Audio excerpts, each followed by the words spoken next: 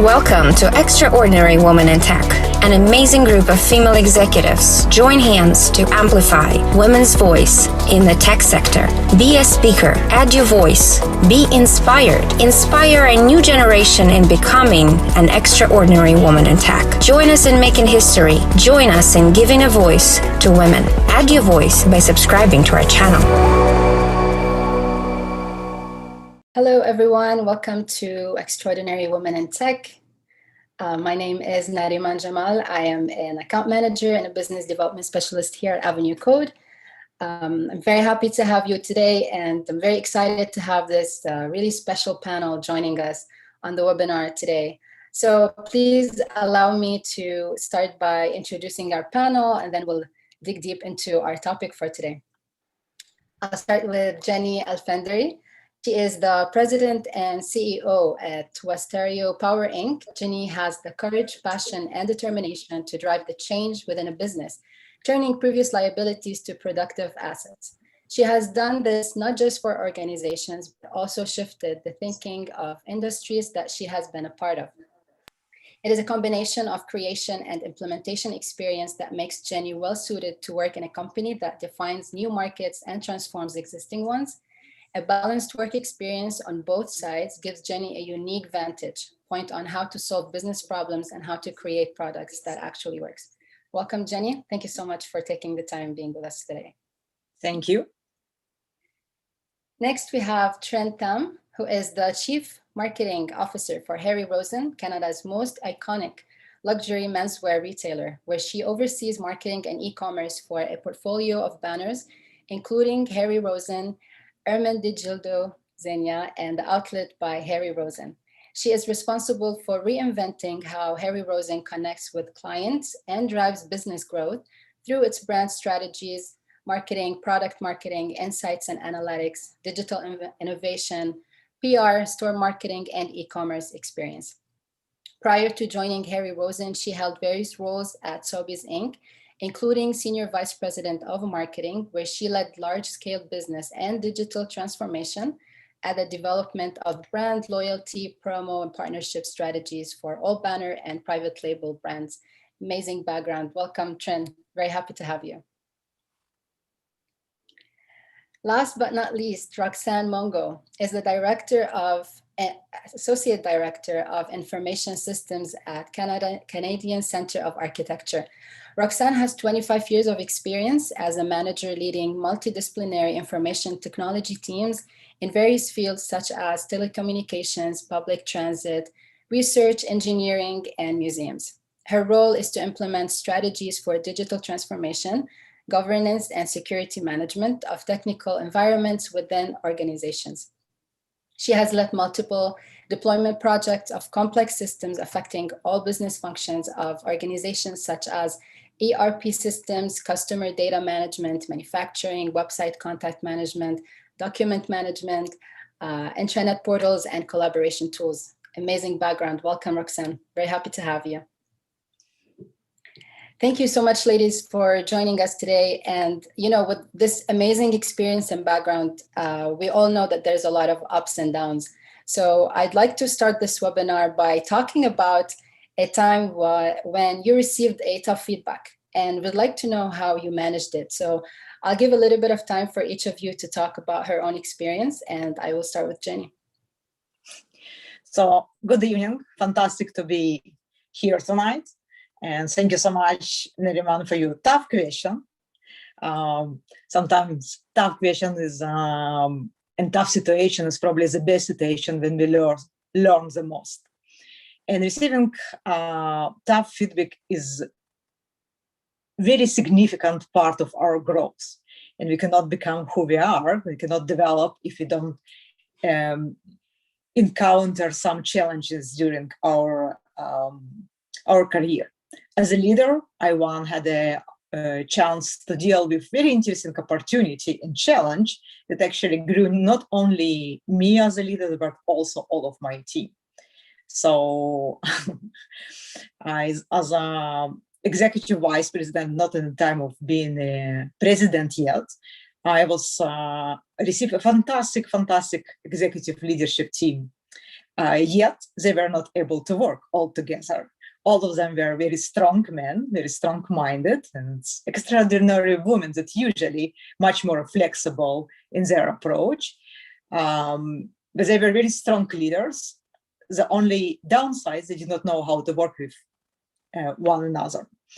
And we only successful as our team is successful, and we as leader only successful as our team is successful. So putting everyone in one room around one table, not in the COVID and pandemic times, but trying to have very honest and very open discussion, how we start to work with each other. How do we put our own ego aside and we look for the well-being of our organization, and how we all, because we all work for the one organization, one company, and if we put our side aside, we have the same goal. So we're only successful as the team successful. So it was very developing. It was great for myself, but also great for my team. And I actually happy that I was encountered this challenge earlier in the career. Thank you so much for sharing this. Totally, relatable to many women in that field, especially in the tech field. I'll move to Roxanne. Love to hear about your experience. Yeah, I remember a moment a few years ago as being the crucial time in my career, being proud to take on more responsibility in a new position. So when I had to prepare my first presentation for the board, I realized that I was not yet prepared for the level of detail and terminology expected. So I feel that I failed miserably when I had to send my first draft to my CFO, despite the number of hours I have invested in the document, went back with many modifications and many comments. So I was a bit discouraged, but then I went back to my office and worked on it for several hours again. And probably after like 10 revisions, the document was ready to send. So the day come when I had to do the presentation in front of the board. I was really nervous, having all eyes on me, and especially those of my CFO, who was really ready to jump in and help in case of problem. But in fact, it went very well. So it was an experience that I now consider an important learning experience. Despite the disappointment and discouragement, over time, I came to really adapt to appropriate language and level of details when I have to face different audience. It's a difficult element to control, and it takes time and perseverance, but I really learned to enjoy it. Even though each time I address a new audience, I really have to step out of my comfort zone, like today. But it's still a challenge that I really enjoy, and that makes me give me a lot of satisfaction. I love this, and it's a great lesson for everyone to know that no matter at what level you are in at your career, you will keep facing challenges. You have to overcome them, and this is why we chose this question specifically to start with. I'll move to Tren. Hi, thanks for having me, and it's just really wonderful to be with you and our two other successful executives on the panel. I'm going to go way back in my career, where I remember probably my second company ever that I worked at. My boss pulled me aside one day and told me that when I was in presentations, I didn't handle thinking on my feet very well. And that, so, you prepare for a presentation, like Roxanne just said, and you have all your answers prepared. And sometimes you get the odd question that you maybe weren't prepared for or didn't expect or hadn't thought about. And even if you know the answer somewhere in there, I used to freeze up and try to answer a question that I didn't know the answer to by not actually answering the question. And so I ended up asking my manager at the time if he could help me, send me on a course or help me figure out this piece of the puzzle, because I knew my stuff. And so after, I'm just going to fast forward, I'm talking about, this is like over a decade ago, like probably almost closer to 2 decades ago. I've actually spent a lot of time trying to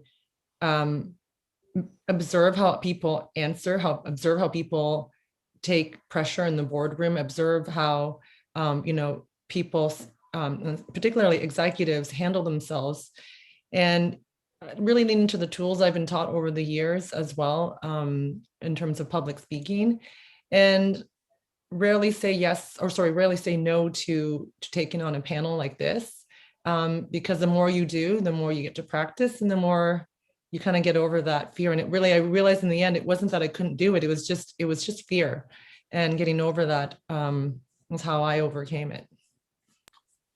Yeah, exactly what we were just talking about before we started the webinar. It's you feel nervous and a little bit stressed until you're in the moment, and you got to do it, figure it out. Thank you so much for sharing. This is almost very inspiring to start the webinar with. So we'll move a little bit to the tech side of the webinar, and let's talk a little bit about companies embracing informational systems. I'll start with Jenny.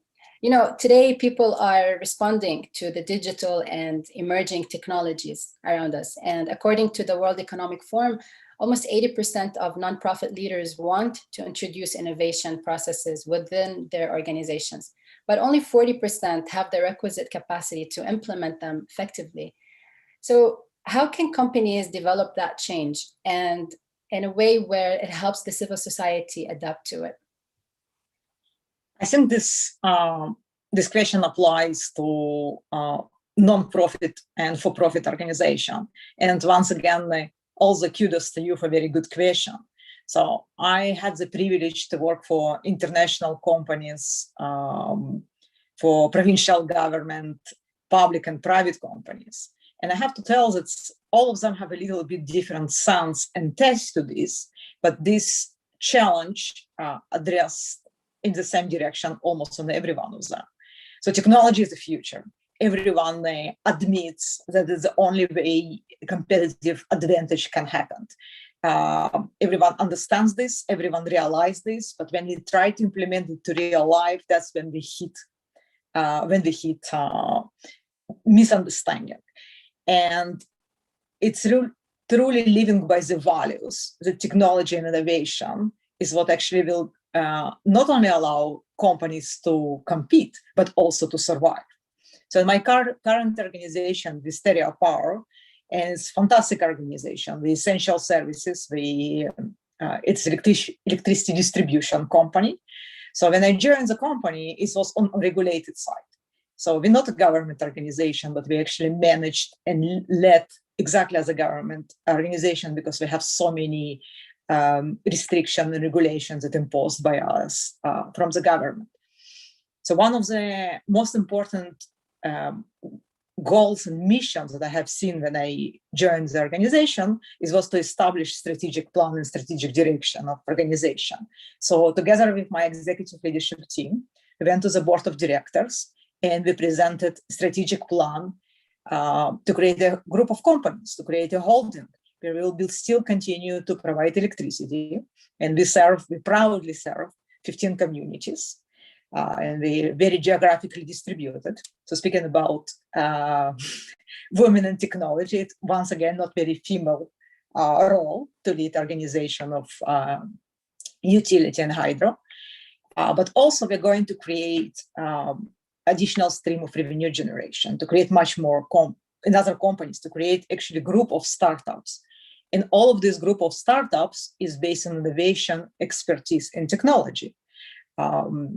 Sometimes when you create company right now, you're usually looking at infrastructure, but creating these assets of human assets that you can create expertise and you can now serve not only your own customers, but you can go out and you can offer services and products that will be beneficial for all communities. And our ultimate goal is to serve our communities and return back to communities.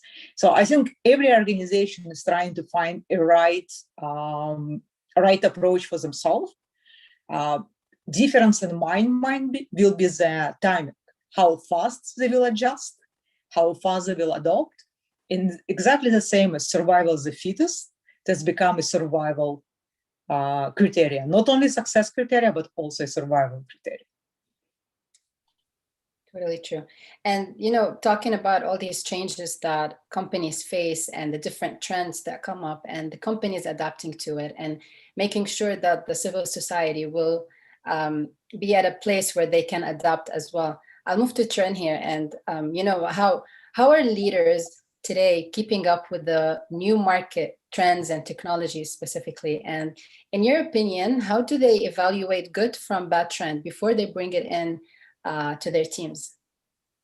Now, maybe I'll break that up into two parts and answer the first question. And in terms of how leaders are keeping up in today's market with tech and trends.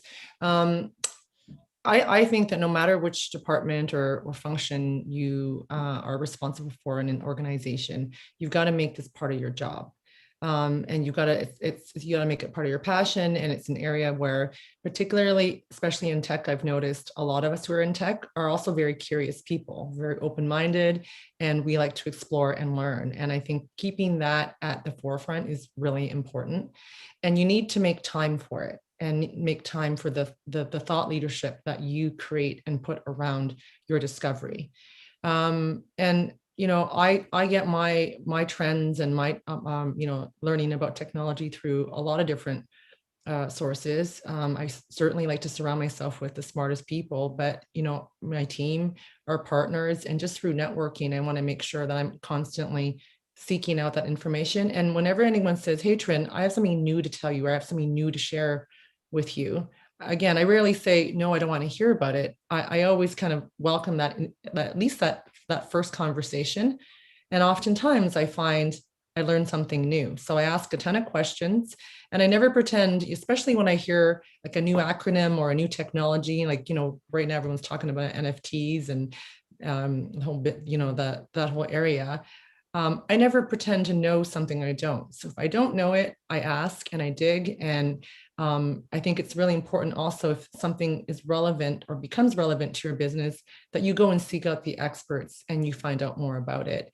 And I think that this whole process around learning about these new tech and trends is an iterative process, and you've got to just, it's got to be part of your DNA. And then the other part of the question that you asked is about, you know, how do you evaluate? Well, I mean, I think every organization here has a strategy that you've obviously created for your business. And I think it's really important for you to understand what objective you're trying to achieve when you're evaluating technology. It's not just technology for the sake of something innovative and cool, but it's got to solve a business need or a problem, whether it's, you know, customer experience, or it's about efficiency or operational efficiency, or a process, etc. You've got to just make sure there's a purpose for it. I love it. And thank you so much for sharing. Of course, being open while you work in the tech industry, being open to the new ideas and trends is very essential. Sorry, you don't want to miss anything going on around you and then being in the back trying to catch up. I'll move to Roxanne. You have extensive experience in the information system domain. So with all these unprecedented times, with everything going on, many companies notice the necessity of IT into their organizations. Why is it important to employ IT teams early in the projects? Yeah, it's really the question, as you said, of involving the members of the IT team from the really beginning of the project planning during the analysis phases. It's important then to identify the opportunities to improve the work process, in particular, in order to eliminate duplication of information and really think in systemic terms. This overall vision makes it possible to identify both the risk and opportunities related to the use of system from the early beginning. So if we talk about IT governance in an organization, it's really important to circulate information and to be informed of different ideas and improvements before they are translated into projects. So how to do this, a way is to create, as an example, an advisory committee in which representative of the different business functions of the organization participate. It allows them to be aware of the needs, the risk, issues, and also problems related to operation and the use of systems. As such, a committee must make a recommendation to the senior management. It must be formalized and really become part of the management framework. So to do this, also the implementation of a policy on IT governance in the organization is also a great factor of success to formalize the process and ensure that it is really recognized throughout the organization. We can all say that the place of technology at the heart of the strategic vision and positioning of organization is no longer in question.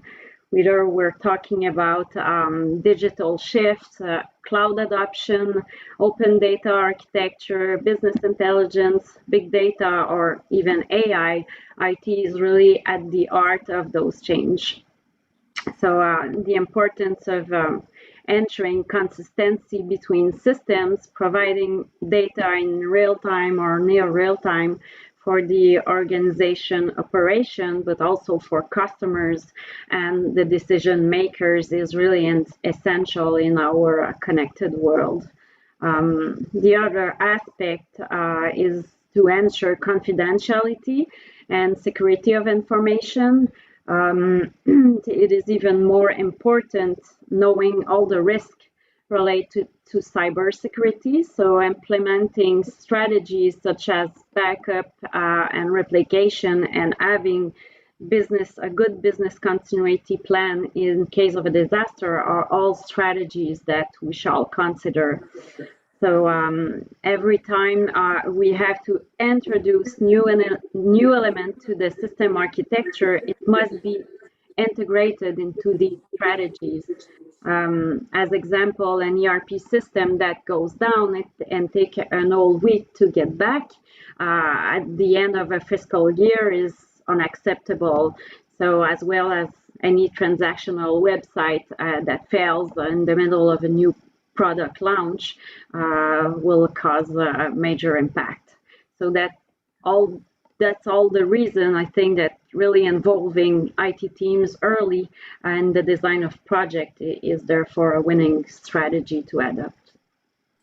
Totally. And, you know, during COVID time, we have noticed how many companies have struggled because they were not advanced into their IT systems, and it definitely did affect their numbers. So let's move here to this hot topic, COVID, and talk about, you know, how technology wasn't there. And I'll start with trends, especially into the marketing side of it. And COVID has forever had changed the experience of being a human, a customer, and an employee. Many companies today are relying on data to analyze human experiences, and it's mind-blowing to some people. So how did you and your team build and design what people today are looking for as experiences? Yeah, well, I mean, I love what Roxanne just covered in terms of kind of the back end and the technology. Definitely for us, you know, we had a hard look at our data hygiene and just to make sure that we did all we call piping in the background to make sure that all of that is sound. And it's an ongoing process. But, you know, we took a headless approach to our e-commerce platform in the last year when we moved over to a new system, and that, you know, presents a ton of great opportunities to get best-in-class tools and tech added to help with your customer experience. But one of the things and challenges it does present is integration and making sure that all the piping in the background is integrated and that the systems and the tools speak to one another so that you can actually deliver on a seamless omni-channel customer experience. But, you know, we've also made a ton of changes in the last few years. And maybe I'll just touch on a few notable ones because I could probably spend another half hour going through some of the exciting things that we've been up to. But One is really strengthening our customer dashboards. You talked about the importance of data and how it informs human experience and how we develop for human experience. And because we take a very omni-channel strategic approach to our experience, it doesn't mean that we're trying to replicate a human experience face-to-face on digital. It means enhancing and building that out so that it makes sense and is fit for purpose on that channel. So our customer dashboards have really helped to, pinpoint the areas that we need to focus.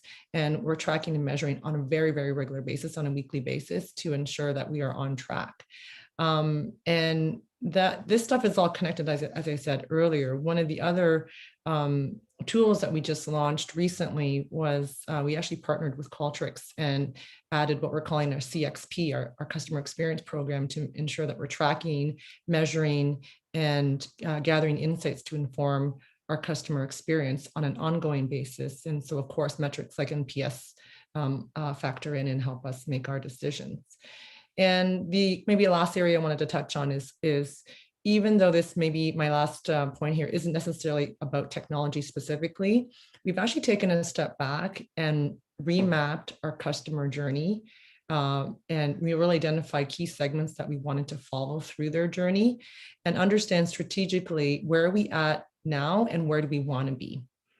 And that has helped to inform which technology to even go after, to look for, to bring on, rather than having it come to us and us try to fit it in and back it in. We're now strategically going after areas that will improve our CX.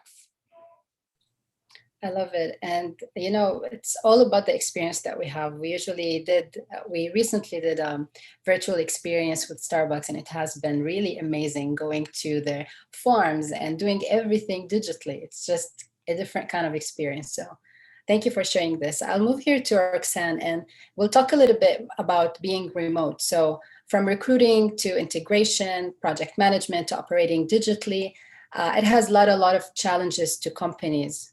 It requires a lot of collaboration and to overcome these challenges. How difficult is it to be in the center of all these changes that we are witnessing today? And what tools do you think helped companies integrate properly? Yeah, first of all, as you explained in the introduction to this question, many organizations were not ready to go on remotely with all their employees. So to take the example of the CCA, we had to order and configure laptops for over 60% of the workforce. Goal we were able to reach with the help of the existing team, but also with external resource. So everyone get involved and invest several hours of work. And we also implemented a robust password strategy, made available a secure VPN link, and also the deployment of a multi-factor authentication method. All of these for everyone made it possible to really secure remote access. Obviously, this required a lot of coordination and support for users, which was the responsibility on the shoulder of the IT team. So to do all this, the implementation of training guides and personalized support helped us to ensure that the change were well managed from the very beginning of the pandemic. So the other aspect is ensuring the well-being of our employees. It was really at the heart of the organization management consideration at the really beginning. So we were able to offer a financial compensation to help them settle in at home and purchase a minimum of furniture. We also proceed by delivering monitors, office chairs, and various accessories to the home to ensure functionality and also a certain well-being.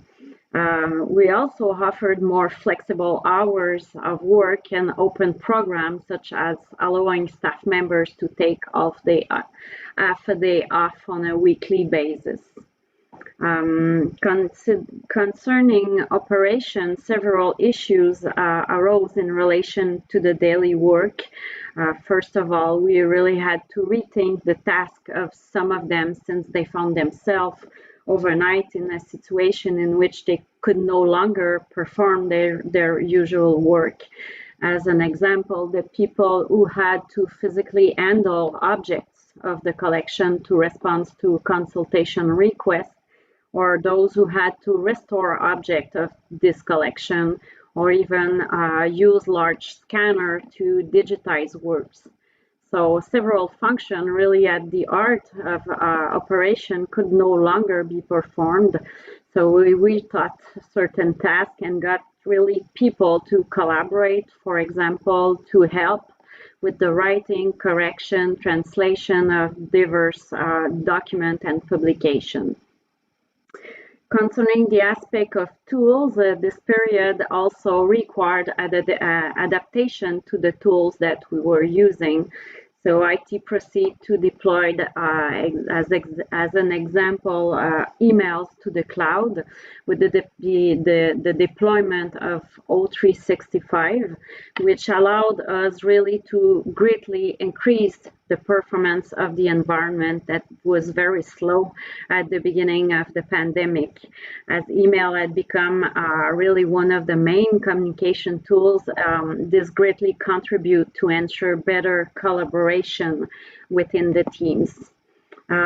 Also, to make it even easier, we proceed with the deployment of the Teams platform, first within divisions and then later within the project teams. These tools, with the time, has really become crucial in enabling staff to communicate effectively. Project teams were then given a platform to both manage their documents while also being able to chat, having conversation, and schedule project meetings all in a central platform. I would also say that all of this facilitated the adoption of a more agile work method at the level of project team to, by example, plan iterative deliverables, to break down tasks into more smaller batches, but also to add up daily scrum, to have daily contact with each member of their teams. So finally, considering the hiring process and integration of new employees, I could say that it remains an important issue. Zoom interviews are never the same, of course, as meeting people in person, but we still managed to change our process and try to integrate more virtual meetings, but integration still takes longer than before, so we really have to learn to document more. And also we ask every division to meet virtually every new employee to help them understand the culture, but also role and responsibility of each. So in closing, I will say that in general, we are doing more communications, training, and we also set up a cybersecurity awareness program to help staff members being more alert and aware of security risk and best practices. You know, all this sounds, if someone heard what you were just talking about a year ago, they would be very overwhelmed, like, oh my God, I have to deal with all this during COVID. So it has been said that we are better prepared now to handle future pandemics. And when some people think about pandemics, they're like, okay, well, we got it. We know what to expect. But I'll move here to Jenny, and I'd like to ask you, how do you think AI will play a role in any future events? Can you give us some examples? So AI is definitely going to play a significant role in the future development. So if you think about AI, it's actually in the essence a learning process. So more data, more information, more circumstance we have, the better the model itself become. Even if you look right now in manual processes that exist, it does not exist in anything else. But when you're looking at identification, when you're looking at monitoring, when you even looking at taking temperature, all of this done is manually.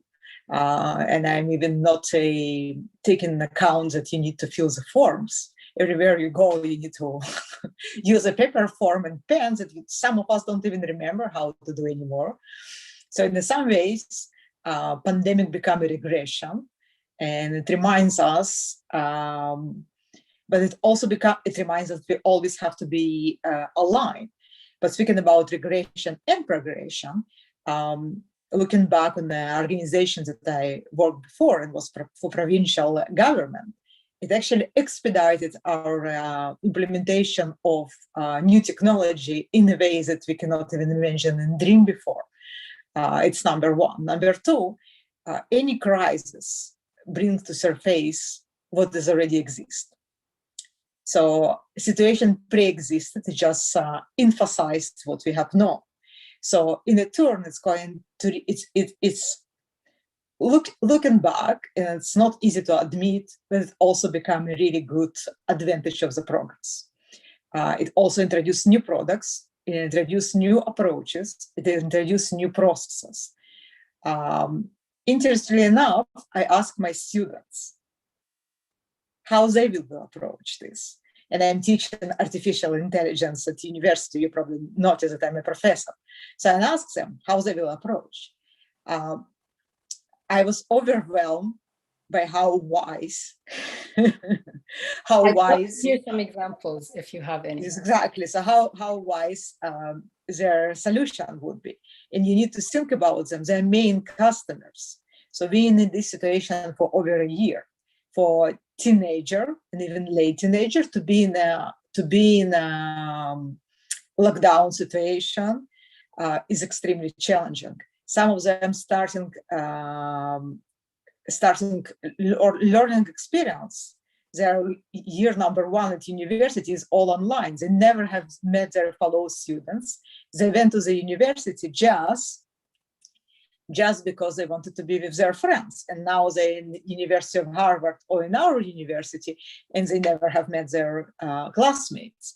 So they immediately came with all solutions of bubbles, how you can have one class that can learn only, how you will go for solution of 2 weeks, where you fully close the country for 2 weeks. And then you can open because it's only can last for the 2 weeks, right? They also came with a solution how you can predict, and I think it's the most interesting use of this will be prediction and prevention. So how you can predict, how you can have heat maps, right?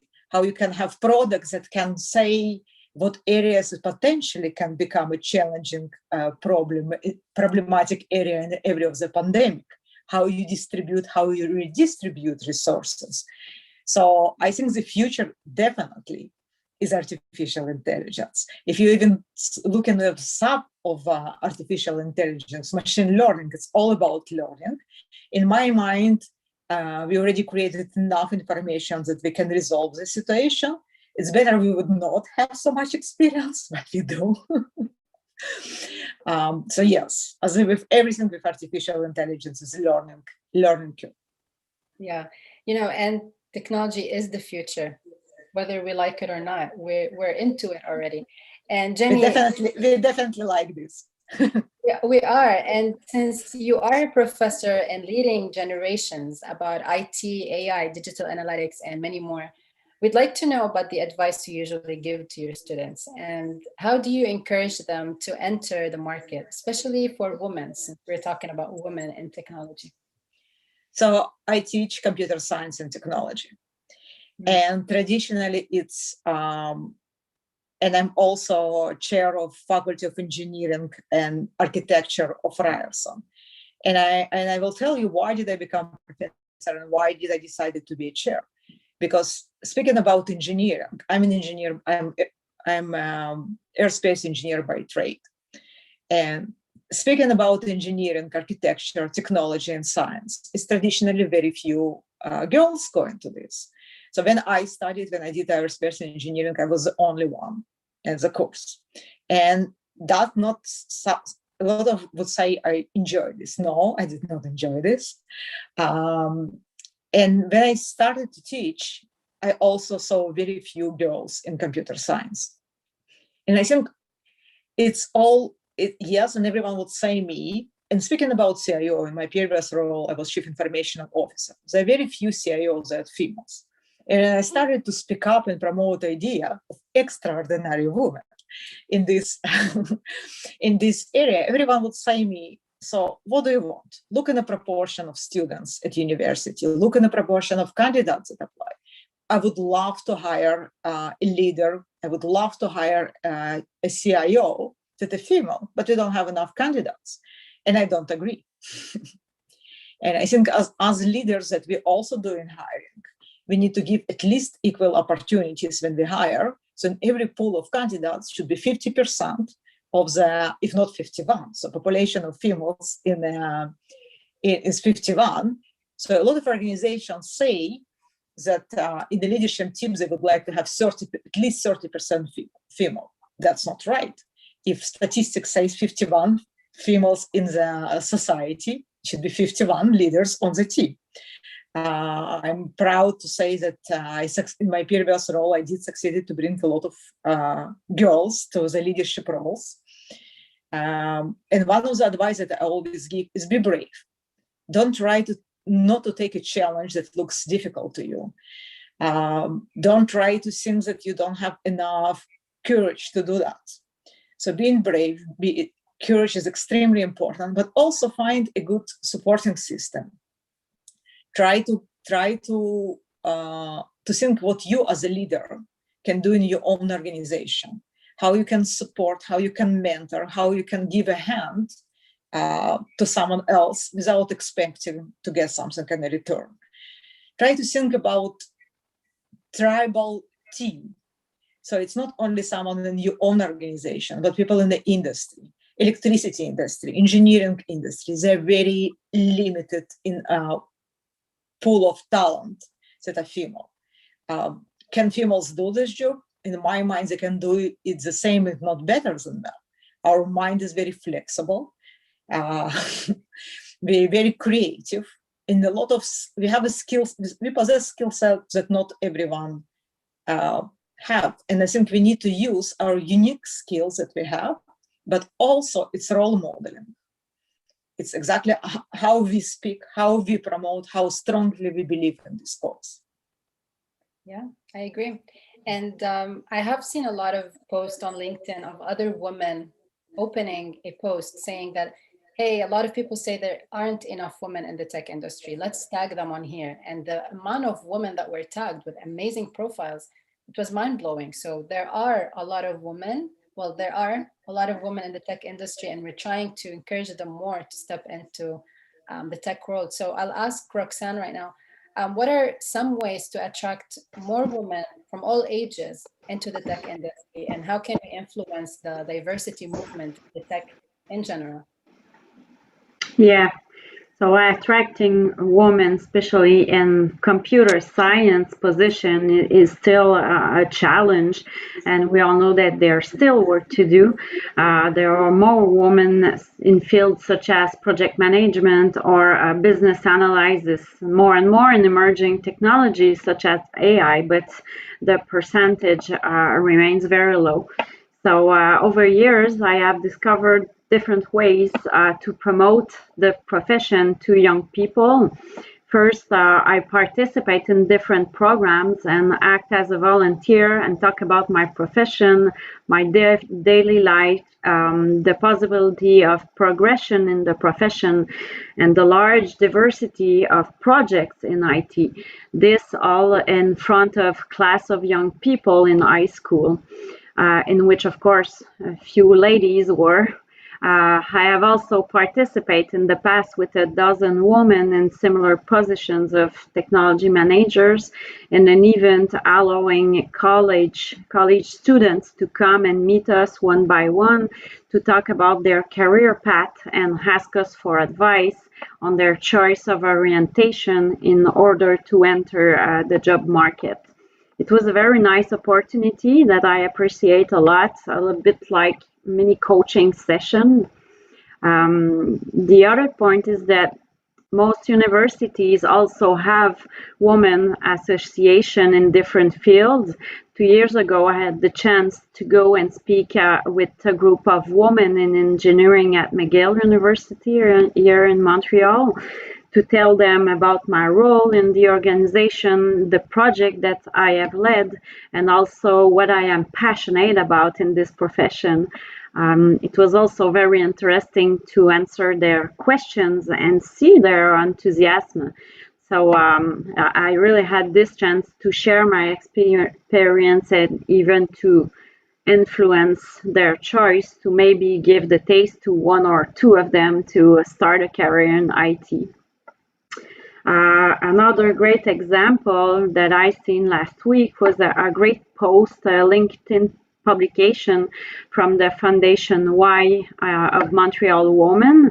It says that the 2019 winner of an award in the Young Woman in Technology category has created a fellowship in collaboration with University of Montreal. This scholarship aims to encourage and promote mathematics and statistics. So this is really another great example that I find of an initiative to promote the future of women and encourage them in fields that support technology. The other aspect of your question that concern diversity, we are all talking a lot about diversity and inclusion in our organization, but the recruitment side is really an important aspect to attract talent and promoting our organization to visible minority, LGBT communities also. But the question is really how to reach these people, how to attract them in our organization. It's really at the heart of our concerns, and we are trying to put in place, and we really encourage to put in place with HR departments, with consultants, new ways of recruiting to reach these people. In IT particularly, we are fortunate to have a great cultural diversity, I must say. Technology mostly attracts men, but from several nationalities. So throughout my career, I have integrated in my teams people from really all regions of the world, cultures and religions, and it really brings a great wealth to the teams. The exchange, the discussions, the proliferation of ideas and the team spirit are extremely interesting. So the fact also that we post our positions on international platforms and university as well, I think that it helps us in this sense also. I agree. And we usually find a lot of women in executive positions through the internet, through LinkedIn and other platforms that help, encourage other women that, oh, hey, she reached that point, she reached that point. So it is encouraging. And I would like to ask Jen here, Roxanne mentioned that usually the tech industry does attract more male typically. So what role can male team members play to support their female coworkers in the business and tech field, in your opinion? Well, I'm so glad you're asking this question, because oftentimes, women will be invited to talk and speak with other women. We'll be asked to, like even today, right? We're together and we're an all female panel, which I think is wonderful and is necessary to really push the DEI kind of agenda forward. But it's interesting. Roxanne was talking about like all the programs that have been created over the years, and even myself, I remember even back in high school, as I was trying to make a decision as to which university to go to, I would be invited to girls in science and technology, girls in STEM, which I guess they call STEAM now. And I started my first job in an IT company, in a technology company, and I too also have 2 years of implementing ERP systems, and actually was in IT for 2 years, and then made my transition back into marketing. And that whole time I'm thinking about, as you're asking me this question, like what support did my male counterparts give me? And, I have had the best experiences when I have male coworkers who are supportive of the issue, who obviously embrace it, and it starts with awareness and even having that as an issue that needs to be addressed. And so awareness has been a big one, where if you enter an organization or you join an organization and that awareness of the equality issue isn't a conversation at the table, I actually think it's up to us to put it on the agenda, and not be afraid to voice our opinions as females to our coworkers.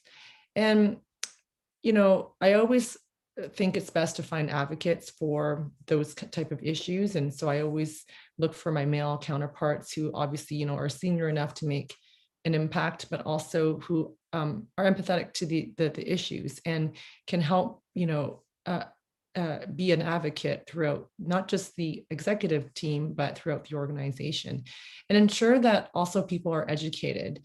And we all are raised with our biases. We are in every culture raised with certain biases, and there are times now where I even find, because the world has changed, people are still responding or saying things that are based on their biases. And I'm not saying that biases are wrong. That's kind of how every society is built.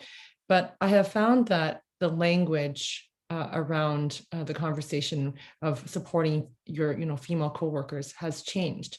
Like, it used to be okay to it's different when we call each other girls, but it's not okay when someone senior to you calls you a girl. And my response usually to that is, I haven't been a girl since I was 14. Kind of thing, right? And so, I sometimes use a little bit of levity as I'm dealing with my male, coworkers to try to help them see in a non-confrontational, non-threatening way that, what, the world has changed, and the language around how you address females in the workplace has changed. And the other point I wanted to make is also getting your male team members, not just to be advocates, but also to support specific targets. We talked about, quotas. I think the idea of setting quotas has come up a few times in this conversation, but setting quotas does actually give you a goal to measure your objectives against. And in this case, I think it's really important for organizations to start seeking out women in tech and women in these, particularly these senior tech positions as well, because we oftentimes have a different perspective to share that our male counterparts perhaps haven't thought of, and vice versa. And I also have found I've learned a lot. So, but in kind of the end of that, in closing, it's really like, I think it's important that men are part of the conversation in making things more equitable for women in tech. Because if we all got together, we would, we're not the ones always making the decision. And to the point that I think many of us made already earlier, we're not always in the driver's seat. So you got to find those folks who can make the impact and help make the change. Thank you for sharing so much. And it's very important. I like a point you said, that if it's not topic that is usually discussed in a company, then this is concerning for women joining. And I really appreciate our company, Avenue Code, being very big on empowering us women and really encouraging us to step up and reach the goals that we want and ask for the support that we need. And it's always there, which I'm really thankful for. So we'll open the floor here for some questions. I saw your hand up, Jenny. Did you have anything to say? Well, you mentioned we're not in the driving seat. Yes, we are in the driving seat. And I'm going to put the action where is words. So the stereo power is growing, and we're going to look for engineers and in our financial department, in our operation department. So look us up. We are strong promoted of diversity and inclusion in the workplace. Look us up, apply to the position, let me know. I will be more than happy to support. So yes, we're in the driving seat. Jenny, for those of us who are, I think that's kind of my point, is that it's our responsibility to ensure that we empower that change. My point there was really more for those who are, not female and in the driver's seat. Let's help them. Absolutely, yes. Right? And fully agree with you. But I love your energy, and you're such a force. And I think it's so important that you are leading the charge and making those changes and making those opportunities available. I really appreciate that. Thank you. Anytime. Women empowering each other. This is the point of this. Thank you so much for sharing. And for all the audience, please feel free to send us any questions that you have here on the chat or YouTube. The ladies, our panel today are all on LinkedIn. I want to say they're active. I'm not sure how their schedules usually are, but they are on LinkedIn. I see them sharing interesting stuff every now and then, maybe future events. So make sure to connect with them over there. I'm getting good comments from the audience here about a fantastic panel and conversation. Thank you for sharing this. And one of the questions say, what advice do you have for women starting their career in the data field? I'll just open the floor for you ladies to answer that question. I can take this. Sure, go ahead. So data field is really good field. So it's really good that you're choosing this as a direction for you. And I see, as someone says, it's fantastic panel and conversation, great representation. So thank you for saying this. So starting career in data field is very good choice. And it's very hot in the market. And there are a few trends right now in the markets that become really in high demand. So speaking about more females in engineering and architecture and in technology overall, speaking about data analytics, I would recommend that you will look what are hot trends and what are gaps that exist right now. And it's much easier to enter traditional, and that's the current situation, that's the reality. It's much easier to enter traditional industries as transportation, and I'm coming from transportation, so I can speak firsthand, as electricity, energy, and quite a few other industries. When you really look in the gap analysis and you look in the areas that have hot demand. If you're just entering, so you're asking what is the best way to enter? If you're just entering and you have no experience, and majority of organizations, unfortunately, say that they hire new talent, but they always will look for some experience. So find a project that you might initiate by yourself, project that you might volunteer, project that you might just shadow someone. I think in terms of economical diversity that we have right now, it's not that hard to find even short project that you can try hands-on. So when you come into the interview and you don't have a formal experience, you always describe a project that you participated or initiated. That when I actually interview and I see someone that initiated project, gives quite a lot of credit. So I hope this helps. I can also add that. I can also add on top of Jenny. There's, let's say, if we are taking Montreal market, which I know a little bit more, we have a lot of startup company and different really nice trends, AI, emerging technology, and also everything that relates to BI. We have more and more data scientists type of position that are very nice also. So I think that data open to a lot of possibility and a lot of different type of organization. It really depends on what this person like, and yeah, there's a lot of possibility to really build a very nice career starting in data. Yeah. Do we have time for me to add or no? Oh yeah, go ahead.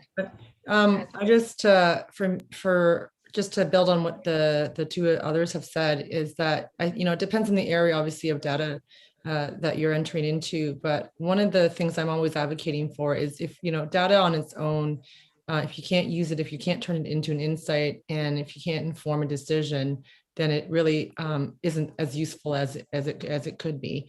And so I would suggest that, if you're entering the data field, always, think about data in terms of like how it's going to help cause an objective, a problem, and make sure that as generally, when I go to my data team, I sometimes wish they would ask me the question even more. Why do you need this? What are you going to do with it? And push me to be clear with them on why I'm asking. Because as we all know, data, you can go into that vortex of data and spend countless hours on extracting data. And for us as leaders, I think it's most useful and impactful when you know why you're gathering it. Exactly. In so many books, data is essential for decisions, for understanding results, understanding how things are going. So thank you so much, ladies, for sharing all this. And I really appreciate you being here with us today. I know your busy schedules and everything you're working on. So thank you so much for being a part of this amazing initiative for Extraordinary Women in Tech. Thank you for everyone who joined us today. And please stay in touch with Avenue Code and tuned for the next webinars that we will have globally. So thank you, ladies, and thanks for the audience who attended today. On the look for new webinar. Have a great night.